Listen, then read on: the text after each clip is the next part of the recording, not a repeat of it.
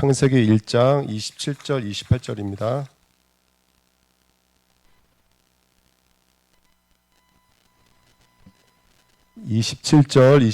창세기 1장 27절 28절입니다. 예, 같이 읽겠습니다. 하나님이 자기 형상 곧 하나님의 형상대로 사람을 창조하시되 남자와 여자를 창조하시고 하나님이 그들에게 복을 주시며 하나님이 그들에게 이르시되 생육하시고 번성하여 땅에 충만하라. 땅을 전복하라. 바다의 물고기와 하늘의 새와 땅에 움직이는 모든 생물을 다스리라 하시니라. 아멘. 주보를 보시면 나의 복음으로 축복하다 이 제목을 가지고 한번 이번 주간에 말씀을 깊이 묵상하시는 저와 여러분 됐으면 좋겠습니다. 여러분 성경 말씀을 자세히 보시면 1절부터 7절 말씀은 그냥 읽을 수 있는 말인데 예사롭지 않은 메시지입니다. 1절부터 왜 하나님이 나에게 생육하고 번성하고 땅을 준다 약속했다. 그런데 오늘부터는 두 아들은 내 것이다. 그러면서 그 두 아들이 내 것이라고 말했던 근거가 어디 있냐면 7절 말씀에 에볼란에서 앞에서 라헬을 죽고 내가 에볼란 그 여정에 라헬을 데리고 와서 에볼란 길 옆에다가 라헬을 묻은 적이 있다. 이게 무슨 말이지? 라헬을 묻은 것과 내가 오늘 두 아들을 가졌다는 것은 무슨 의미가 있지? 자세히 보니까 에볼란이 어떤 지역인가 들여봤더니 거기서 아들을 잃어버렸어요. 루벤이라는 장자를 잃어버린 곳이고 또 베냐민을 통해서 또 다른 아들들을 낳아야 될, 그러니까 눈에 보이는 아들만이 아니라 믿음과 물질과 모든 영역 속에 그 라헬과 나는 아들을 낳아야 될 관계인 거예요. 근데 그게 끊어졌거든요. 단순히 인간 사랑을 넘어서서 집사님과 나의 만남, 우리 승일 형제와 나와의 만남은 아들을 낳는, 예수라는 믿음을 낳는 만남이었는데 그 만남이 끊어져 버렸거든요. 근데 아들을 계속 낳아야 될 우리 가정이었고 아들을 낳아야 될 우리의 만남이었고 우리의 경제였고 우리의 만남이었는데 야곱은 이 모든 과정을 또 답을 이렇게 내는 거예요. 아들이 끊어졌었다. 하지만 아들을 찾았다. 에브라에서 에브라임을 찾았다. 라고 결론 내리는 게 우리 1절부터 7절 말씀의 요지거든요. 우리 이 말씀을 통해서 우리가 붙잡아야 될 것은 뭐냐면 성경은 이렇게 말하고 있는 거예요. 이제 너희가 예수를 믿을 때는 아들로서 받았지만 이제 예수를 믿는 너희들이 이 땅에서 천국과 가까워지면 가까워질수록 뭐와 가까워지는 거예요? 그리스도와 가까워지는 거예요. 그래서 이제 아들이었던 그 예수가, 하나님의 아들이었던 그 예수가 이제 저와 여러분들에게는 친구로서 다가와야 돼요. 형제로서 다가와야 돼요. 근데 이게 왜 이렇게 중요한 말씀이냐면 나중에 신약 성경을 읽어보면 저와 여러분들 이제 어디에 앉게 되죠? 영적으로는 우리 신분의 위치적 위치가 어디예요? 예수 그리스도가 앉으시는 보좌 우편이 우리의 자리라고. 여러분들, 우리는 그리스도와 더불어서 1000년 동안 이 땅을 통치하시고 다스릴 자예요. 그래서 예수님께서 우리를 파송하시면서 뭐라고 그랬어요? 너희들이 가서 복음을 전하면 받으면 거기서 하나님의 나라가 임하고 받지 않으면 거긴 저주와 재앙이 임하는 거예요. 우리에게는 선지자권, 제사장권, 왕권이 있다는 거 놓치지 마세요.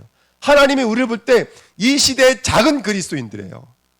그렇게 현장에 복음을 증거하고 예수와 나는 완전히 하나 되어져 있는, 옛날에는 바깥에 있었고 옛날에는 높은 데 있었고 예수님 어디 계셔 물어보면 하늘에 계시대요. 예수님 어디 계셔 그러면 저기 목사님 옆에 있대요. 그게 아니라 예수님이 이제 우리 안에 있다고요. 여기 안에가 성전이 이루어져 있는 거예요. 여러분 강단이 여러분 안에 이루어지는 거예요. 그걸 말해가지고 에브라시 나중에 뭐가 된다면 베들레헴, 떡집이 된 거예요. 하나님이 우리에게 말씀을 통해서 정말 그리스도의 풍성함을 쏟아주는 그 에볼랏이 우리 마음속에 이루어져 있는 줄 믿습니다. 여러분 예수가 멀리 있지 않습니다. 예수가 우리 안에 있습니다. 우리 중원학교 성도의 기도 제목은 뭐냐? 예수와 친밀하게 하옵소서. 예수와 가까워지게 하옵소서. 정말 나는 예수로 풍성하게 하옵소서. 안다는 게 뭐죠? 말할 게 많은 거예요. 안다는 것은 교류할 게 많은 거예요. 할 게 많아지는 거예요. 아는 게 많다는 것은. 이해가 되십니까? 근데 생판 모르면 잠깐 앉아서 무슨 일을 하려고 해도 어색하고 힘들고 불편하고 앉아 있어도 불편하고 서 있어도 불편한 게 어색한 관계예요. 근데 알면 할수록 할 게 많아지고요. 바빠지고 분주해요. 그게 중립자 아닙니까? 중립자는 교회 오면 뭐가 이렇게 할 게 많은지 할 게 너무너무 많은 거예요. 그게 친밀함이라고요. 억지로 되어지는 것이 아니라 친밀함 속에 내게 주신 신분, 내게 주신 권세 속에 이루어지는 거예요. 그러니까 오늘 아침에 오니까 막 2층 올라가 구수함 냄새가 풍기는데 유지견 집사님 김밥 잘 싸시더라고요. 아무도 유지견 칭찬 안 하시는데 제가 볼 땐 제일 잘 싸시더라고요. 그러니까 여러분 우리가 가면 갈수록 에볼란 진짜 아픔이었고 상처였지만 뒤돌아보니까 그 과정은 나에게 에브라임을 장자로 주시는 하나님의 축복인 줄 믿습니다. 아멘. 여러분 이번 한 주간 그리스도로 가까워지셔서 그리스도가 주시는 이 축복 누리셨으면 좋겠습니다. 2번은 뭘 말하는 거죠? 팔을 억바꾸었다. 이게 야곱 인생 전체의 복음인 거예요. 이게 야곱의 복음이에요. 나의 복음이라고요. 나의 복음. 야곱의 일생이 깨달은 거예요. 나는 마지막이었고, 나는 작은 자였고, 나는 미약한 자이고, 난 모자란 자였고, 난 죄인이었고 원수였고 괴수였다는 거예요.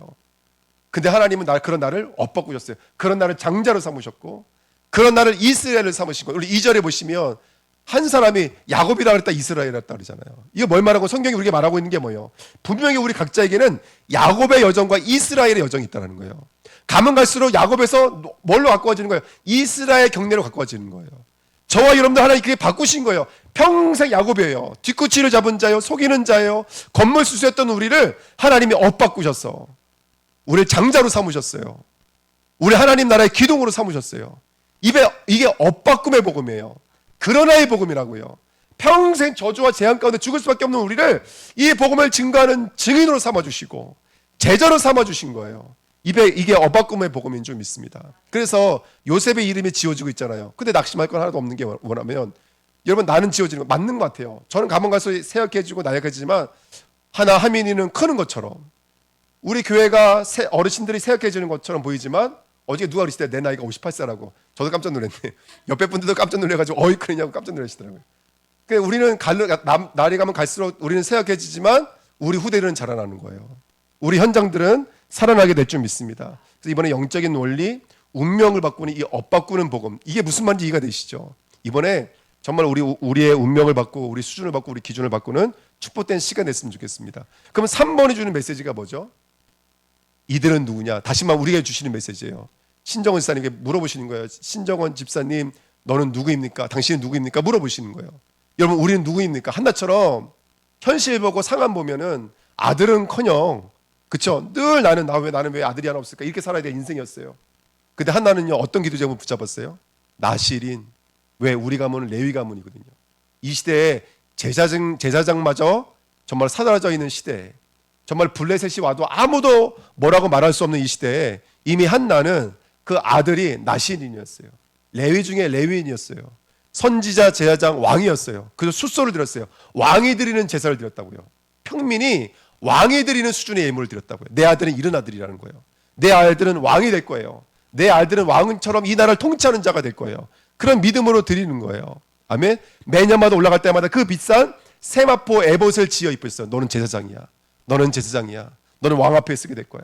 그리고 언약궤 옆에 눕게 만들었어요. 그랬더니 어떻게 됐어요? 하나님의 음성이 사무엘에게 들리기 시작했어요. 그리고 맨 마지막에 19절에 뭐라고 써 있어요? 사무엘이 사는 날 동안에는 하나님의 말씀이 땅에 떨어지지 않고, 그다음에 뭐라고 써 있어요? 사무엘 사는 동안에는 전쟁이 없었어요, 여러분들. 할렐루야.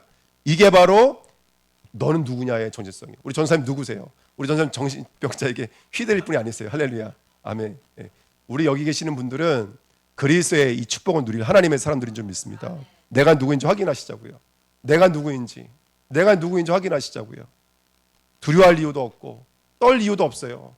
우리 가는 그 길을 걸어갈 거예요. 할렐루야. 아멘. 여러분 흔들릴 이유가 하나도 없어요.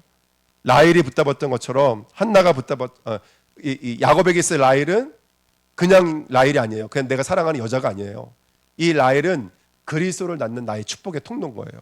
나의 경제가, 나의 산업이, 나의 전문성이, 나의 가정이, 나의 교회가 아들을 낳는 축복의 통로가 되어야 돼요. 할렐루야. 나의 직분이 아들을 낳는 축복의 통로가 돼요. 넌 누구냐? 나는요, 라헬과 함께 그리스도를 낳는 사람입니다. 내가 누구인지, 우리 서밋학교가 후대를 살리는 서밋학교가 되어야 될 줄 믿습니다. 자, 한번 보여주세요. 이번에 서밋학교 때 주셨던 메시지인데요. 좀 간단하게 우리 한번 말씀 한번 정리해 보도록 하겠습니다. 1강부터 한번 틀어주십시오. 1강부터. 예, 파워포인트 1강 틀어주시면 됩니다.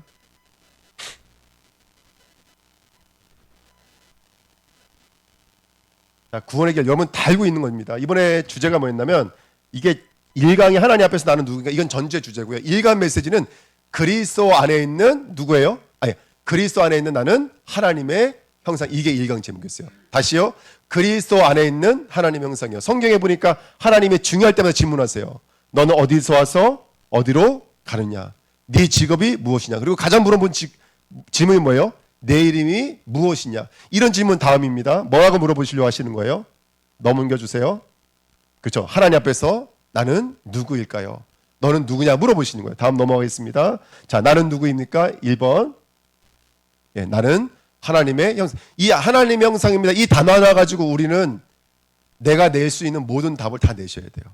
할렐루야. 자, 하나님의 형상을 이해하는 비밀이 뭐냐면 첫 번째, 물고기는 물의 형상이에요. 성경을 읽어보면은 자, 나무는 땅의 형상이에요. 새는 하늘의 형상이에요. 그렇죠? 그러면 하나님의 형상이라는 말은 뭐겠어요? 보십시오. 하나님의 형상이라는 말, 이 말이에요. 하나님의 생명이라는 얘기인 거예요. 물고기에서 물은 생명의 근원이듯이, 존재의 근원이듯이, 저와 여러분이 하나님의 형상이라는 얘기는 하나님이 나에게 생명이고 하나님이 나에게 근본이라는 것을 너는 잊지 말아라. 너는 하나님의 형상이야. 이거 알려주시는 거예요.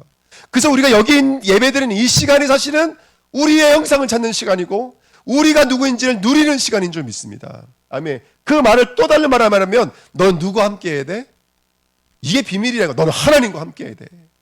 하나님과 함께 해야 돼. 그래서 우리가 족장을 배웠지만은 아브라함과 누구 함께 했다라는 거예요? 여호와 하나님이 아브라함과 함께 했고 이삭과 함께 했고 야곱과 함께 했고 그잖아요. 내가 너와 함께 했어. 네가 베델을 돌아올 때까지 나는 널 떠나지 않겠다. 이게 야곱에게 주신 약속이었고 이 요셉도 뭐라 그랬어요? 여호와 하나님이 요셉과 함께 하심으로 그가 형통한 자가 되어 보디발 집에 하나님께서 축복을 내리셨다고 성경에 써 있지 않습니까? 그렇죠? 이 성경의 주제인 거예요. 그래서 하나님 형상이라는 말은 나는 하나님의 생명인 자여서 하나님께서 함께해야 될 자입니다. 이걸로 답을 내야 돼요. 그거를 성경 전체는 뭐라고 결론 낸다면 그리스도가 하나님의 형상이다. 자, 다음입니다. 그럼 반대로 죄의 형상은 뭘까요? 그럼 죄를 이해해야 되겠죠? 넘어가겠습니다. 죄라고 하는 것은 하나님을 떠나 있는 것을 말해요. 하나님을 떠나 있는 자는 누구에게 소속되게 돼 있어요? 성경은 분명히 죄를 짓는 자마다 마귀에게 소속된다 그랬고요. 요한복음 8장 4절에도 너희는 너희 아비 마귀에게서 낫으리라는 말을 분명히 하고 있고요. 그렇죠? 죄를 짓는 자마다 아까 말씀드렸죠. 그렇죠? 그리고 너희는 공중권세에게 붙잡혀 세상 분조를 따른다 그랬잖아요. 그렇죠? 그러니까 뭐에 붙잡혀 있는다고요. 그것을 가지고 성경은 죄라 그래요. 근데 이게 죄인지 저게 죄인지 우리가 알 수가 없어요. 그래서 죄도 뭐가 있을까요? 죄도 형상이라는 게 있는 거예요. 보실까요? 예. 자, 어떤 형상이 있을까요? 우리 인간은 영혼 육의 사람이에요. 영혼 육의 사람이에요. 참고로 짐승에게는 혼이 있을까 없을까요? 마음이 있어요 없어요? 눈물, 기쁨, 슬픈 감정이 있어요 없어요? 짐승에게도 있어요. 아주 미묘한 거 있어요. 근데 왜 그것이 아주 일부분이라면 그 혼이 어디 붙어 있기 때문에 그래요. 육신의 본능에 붙어 있기 때문에 그래요. 그러니까 자기 새끼도 잡아먹는 거예요. 짐승은. 그렇죠? 그렇지만 짐승에게도 슬픔과 기쁨이라고 하는 명확한 감정의 세계는 있어요. 근데 우리 인간은 그 마음속에 하나님이 뭘 집어넣으시냐면 영이라고 하는 기관을 주신 거예요. 영이라고 하는 것을 주신 거예요. 그래서 우리 인간은 하나님과 교통할 수 있는 영적 존재예요. 근데 죄 형상이라는 말은 뭐냐면 그 영이 하나님이 안 계신 거예요. 자, 어저께 우리 아이들한테 물어봤거든요. 종교 생활이 뭐냐? 애들 정확히 말하더라고요. 교회는 와 있지만 예배는 드리고 있지만 예배 드리고 있는 그 순간과 찰나까지도 하나님과 나는 아무 상관없는 상태. 아이들 정확하게 말을 하더라니까요. 그게 바로 죄의 형상인 거예요. 그래서 내가 뭔가 믿고 싶고 의지하고 싶어서 뭔가를 수단화시키고 있는 거. 그 십계명에 보면은 너희가 뭐죠? 그 우상을 만들지 말라 그랬죠. 예, 나 외에 다른 신을 두지 마. 이 말의 원래 뜻은 뭐냐면 다른 신을 믿듯이 나를 믿지 마. 원래 이런 뜻이에요. 그러면 이 뭐가 우상숭배라면 하나님을 믿어요. 난 교회도 다녀요. 하지만 내 업을 위해서 하나님을 다녀요. 교회를 다녀요. 그걸 가지고 다른 신처럼 나를 믿지 마. 이런 뜻이에요. 이해가 되죠? 그걸 종교생활이라고 그래요. 그게 종교생활을 하면 마음에 행복이 있을까 없을까요? 마음에. 당연히 행복이 없겠죠. 우리 인간은요. 여러분 다른 것을 만족할 수 있습니까? 없습니까? 없습니다. 그러니까 진정한 행복은 없는 거예요. 아무 모든 걸 다 가졌어도 행복이 없는 거예요. 그리고 육신은 어떻게 되는 거예요? 게으름이라든지 무능이라든지 돈이든 인간관계든 갈등 속에 빠지게 되는 거겠죠. 그래서 이게 죄의 형상입니다. 다음 넘어가 볼게요. 그래서 지금 아이들이 동성애 무분별한 다른 가치관이 이게 뭐라 그럴까요? 이게 차별 금지, 그죠? 소수에 대한 의견 이렇게 가지고 동성애가 지금 법안을 넘어서려고 지금 하고 있는데 여러분 우리가 이것들에 대해서는 계속 싸워야 됩니다. 이거는 한번 터져버리면 어떻게 되는지 아세요? 미국과 영국은 제가 사례를 해보니까요. 어떤 목사님은요. 동성애법은 잘못된 것이다 이 말 한마디 하나 해가지고요. 역차별법에 걸려서 8년 동안을 법적으로 싸웠더라고요. 그 목사님은 목회할 수 있어요 없어요? 없어요. 심지어 교회까지 뺏긴 목사님도 있어요. 네. 그렇게 무서운 얘기입니다. 그러니까 우리 아이들이 그렇게 하나님을 닮지 못하니까 동성애 음란물 폭력에 노출이 돼요. 그러면서 아이들이 이렇게 말해줬던 거예요. 너희들 나쁜 손버릇, 나쁜 말버릇, 나쁜 생각버릇 이거 있지. 나쁜 손버릇 하니까 애들이 뭐라는 줄 아세요? 저보고 뻑큐요 뻑큐? 이러는 거예요. 그거 말고 남의 물건 훔치는 거. 나쁜 손버릇 되니까 나 저때 뻑큐요? 이렇게 말을 하더라고요. 네, 그 다음에 중요한 건 뭐냐면 아이들 마음속에 깊은 상처, 깊은 미움 이런 것들이 뿌리 내려져 있는 거예요. 이게 죄 형상인 거예요. 자, 이걸 통해서 우리 뭘 보라는 거예요? 왜 내 마음속에 이게 들어와 있는지, 왜 내 마음속에 이런 것들이 자리 잡고 있는지 그 형상을 들여다보자는 거예요. 형상을. 그 죄는 죄 형상이 있다. 우리는 하나님의 형상이다. 할렐루야. 아멘. 자, 근데 세 번째 이게 너무 키였어요. 이게 키예요. 중요한 건 뭐냐면 하나님의 형상이 오신 거예요. 할렐루야. 이게 기독교의 복음이에요. 모든 종교는 네가 하나님의 형상이 되라는 거예요. 수행과 고행을 통해서 네가 하나님의 형상이 되라고 말하고 있는 거고, 복음은 하나님의 형상이 오셨다라고 말하고 있어요. 요한복음 1장 1절부터 14절에 보니까 말씀이셨고 하나님이셨고 빛이요 생명이셨던 그분이 이 땅에 육신을 입고 이 땅에 오셨어요. 그분이 십자가에 죽으셨는데 그분의 이름이 뭐냐면 예수고, 그의 또 다른 이름이 임마누엘이에요. 그분이 그리스도로 오셨는데 그분이 이 땅에 오셔서 하신 일이 왕, 선지자, 제사장으로서 하나님의 형상을 회복하는 길을 여신 줄 믿습니다. 그분이 그리스도예요. 예, 다음 보실게요. 한번 같이 한번 읽어보실까요? 시작. 이 모든 날 마지막에는 아들을 통하여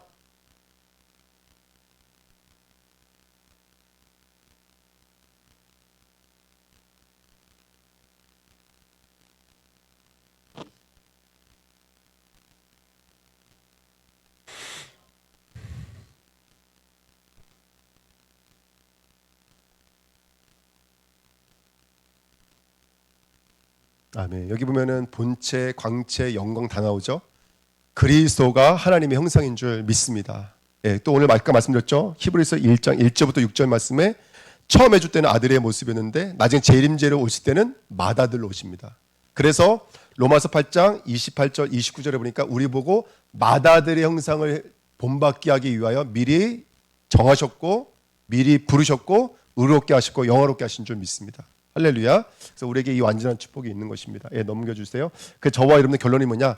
하나님의 형상 곧 그리스도의 형상. 이 말을 다른 말로 말하면 그리스도의 증인, 그리스도의 제자. 할렐루야.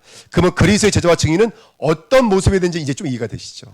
그렇죠? 예, 이게 굉장히 중요한 것입니다. 그래서 우리는 이 땅에서 왕, 선지자, 제사장 같은 삶 사시기를 축원드립니다. 아멘. 요거 말씀하면서 너희가 하나님의 형상 그리스도의 형상이 맞다면 지금부터 뭐 해야 되냐? 성경 읽기에 도전해야 된다. 그래서 오늘 아침에 우리 집사 오셨는데 어쩐 일로 아이들 다 앉아 있더라고요. 그래서 말씀 같이 읽으면서 묵상하는 시간 갖는데요. 감사합니다. 창세기 1장에 보니까 영적인 원리가 그래요. 이르시되 그대로 되니라 보시기에 좋다. 말씀은 성취돼서 우리를 치료하십니다. 완성시켜 나가세요. 말씀이 아이들 마음속에 담겨진다는 것은 이것은 그 어떤 치유와 어떤 역사보다도 큰 것입니다. 아이들에게 말씀을 심어야 돼요. 자, 영상 한번 볼까요? 이거 뭐 청년에게는요 한 가지 호기심이 있었는데요. 왜 이스라엘 주변은 모두 산유국인데 유독 이스라엘만 석유가 나오지 않을까?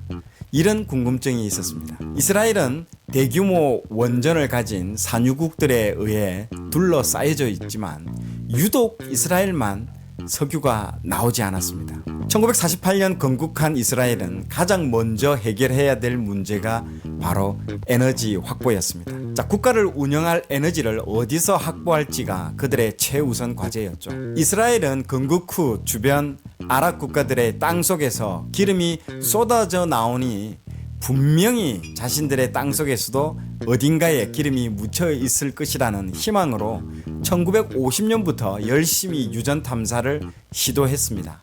그러나 별다른 성과가 없었죠.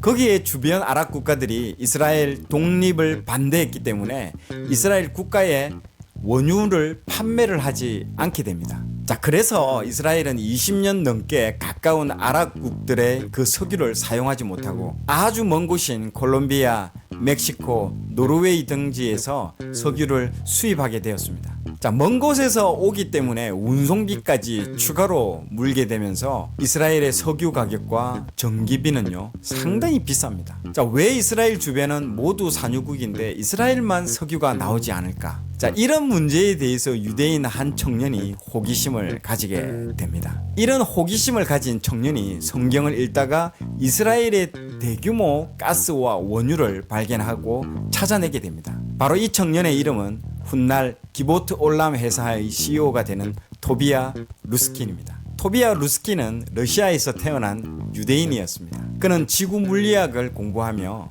여러 메이저급 석유 회사에 일을 하고 있었죠. 그러던 중 1984년에 이스라엘로 알리아를 하게 됩니다. 이스라엘로 이주해온 루스킨은 이런 생각을 하게 되죠.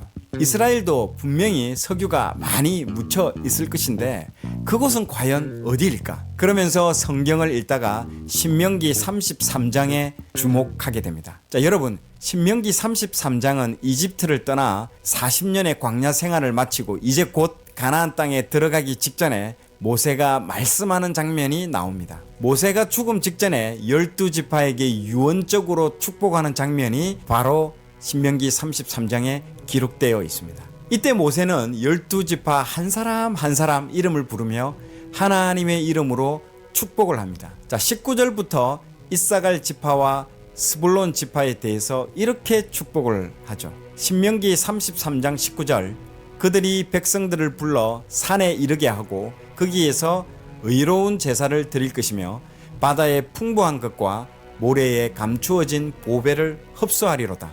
이 스불론 지파는 가나안에 들어간 이후 갈릴리 호수 지중해 사이에 땅을 배당받고 정착하게 됩니다.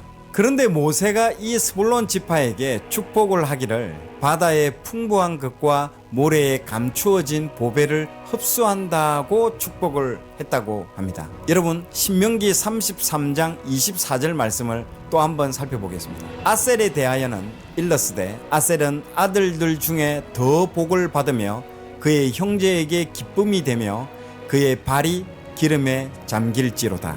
아셀 지파는 지금 이스라엘 북부 지역 아코와 하이파 지역을 차지하게 됩니다. 이 지역에서 발이 기름에 잠긴다고 성경에 기록되어 있습니다.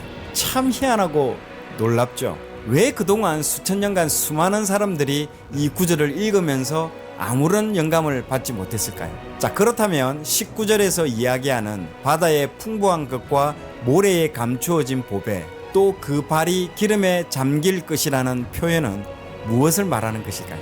루스키는 이 말씀을 바로 석유와 천연가스라고 본 것입니다. 자, 그렇다면 모세는 이곳에서 석유가 나올 가능성을 수천 년 전에 미리 예견했다는 것일까요? 어쨌든 루스키는 이 신명기 33장 말씀에 따라서 이스라엘 북쪽 지역을 집중적으로 탐사하기 시작합니다. 그 결과 이스라엘에서는 놀라운 일이 일어납니다. 2004년에 이스라엘 사상 최대 규모의 유전이 발견하게 됩니다. 이스라엘 유전 탐사 회사 지보트 올람은 이스라엘 북부 지역 크바르 사바에서 무려 10억 배럴에 달하는 사상 최대 규모의 매장량이 묻힌 유전을 발견했다고 언론을 통해 발표하게 됩니다. 크바르 사바는 텔아비브에서 북쪽으로 16km 떨어진 곳이죠. 정말 재밌죠. 이것뿐만이 아니었습니다. 이스라엘 지중해 앞바다에 또 놀라운 일이 벌어졌습니다. 2009년과 2010년에 이스라엘 지중해 앞바다에서 두 개의 대규모 가스전을 또 발견하게 됩니다. 자, 지도를 보시면 이곳이 지중해 앞바다에 땅을 분배받은 아셀 지파의 지역입니다. 이곳에 매장된 가스의 양은 무려 30년 동안 이스라엘이 쓰고도 남을 양이라고 합니다. 지금 이스라엘이 이 가스를 유럽에 공급하겠다고 계획을 발표하므로 현재 가스로 유럽을 통제하는 러시아가 민감하게 받아들이고 있는 상황입니다. 이 발견으로 세계의 경제와 권력의 판도를 뒤바꿔 놓은 놀라운 발견이라고 할 수 있습니다. 그리고 이스라엘 셰펠라 지역에서도 세일가스가 매장되어 있다는 것을 발견하게 됩니다. 여기서 발견된 석유의 매장량이 정말 놀랍습니다. 현재 사우디가 2,600억 배럴을 보유하고 있는 세계 1위 국가입니다. 그런데 이스라엘 셰펠라 지역에서 발견된 매장량이 사우디아라비아에 이어 세계 두 번째 수준이라고 합니다. 루스킨 이야기를 통해서 우리는 놀라운 교훈을 얻을 수 있습니다. 무엇인가요? 네, 바로 성경을 읽어야 한다는 것이죠. 뭐 이야기를 많이 들어보셨잖아요, 그죠? 예. 성경의 말씀을 언약으로 붙잡고 저거를 파악하기까지 시간이 12년이 걸렸다고 합니다. 보통 10번 시초해서 한 번 나올까 말까 한 그것을 10번 정도 하고는 거의 대부분이 포기를 하나 봐요. 근데 이 사람은 하나님의 말씀과 언약을 붙잡고 12년 동안 팠고요. 아까 보셨던 그 바닷가에 내려갔던 그 길이는 무려 4km라고 합니다. 그러니까 일반 그 당시의 시주 작업으로는 시도하지 않는 깊이였다고 합니다. 그만큼 말씀에 대한 확신이 있었고요. 그다음 아까 우리 신명기 33장 말씀 읽으면서 바다의 풍부함과 모래의 어떤 풍부함을 흡수했다 그랬잖아요. 똑같은 말씀을 가지고 한 유대인은 그 말씀을 가지고 유리를 만들었다고 합니다. 엄청난 발견이 됐죠. 하나님의 말씀은 저는 살아 있습니다. 하나님의 말씀은 지금도 이 우주 만물 가운데 역동적으로 역사하고 있습니다. 할렐루야, 아멘. 우리가 어릴 때부터 우리 아이들에게 하나님의 말씀을 심기우면 저 성경에 있는 그 무궁무진한 하나님의 역사들을 우리 아이들은 똑같은 구절에서 누구는 유리를 찾았고 똑같은 구절에서 누구는 석유를 찾았다고 그러더라고요. 똑같은 말씀이지만 또 다른 하나님의 응답이 준비되어 있지 않을까 생각이 듭니다. 우리 아이들이 구원을 누리면서 내 안에 죄 형상들을 치료하는 축복된 시간이 됐으면 좋겠습니다. 더불어서 우리 아이들이 그리스도의 형상, 그리스도의 제자로 준비가 된다면 다가올 시대에 또 다른 남은 자로 주역들로 우리 아이들이 쓰임받게 될 거고 우리 중직자님들도 동일한 응답과 은혜를 함께 받게 될 줄 믿습니다. 두 가지 단어를 꼭 기억했으면 좋겠습니다. 그리스도 안에 있는 하나님의 형상. 두 번째는 성령 충만한 그리스도의 증인. 이 말씀 붙잡고 우리 아이들을 바라보실 때마다 기도해 주시고 축복해 주시기를 예수님의 이름으로 부탁드립니다. 제가 기도 마치겠습니다. 하나님 아버지 감사드립니다. 마지막 때를 살고 있습니다. 하나님의 말씀은 살았고 운동력이 있습니다. 그 말씀은 살아서 지금도 우리에게 하나님의 뜻이신 그리스도를 계시하고 있는 줄 믿습니다. 언약을 붙잡고 나의 라이를 찾아 믿음으로 도전하게 하시며 이를 통해서 우리의 후대들이 우리의 미래가 정말로 복음화의 귀한 축복을 누려서 나의 복음으로 누군가를 축복할 수 있는 운명을 뒤바꿀 수 있는 그 엇바꾸어 축복하는 귀한 삶이 되어지도록 역사해 주옵소서. 감사드리며 예수 그리스도의 이름으로 기도하옵나이다. 아멘.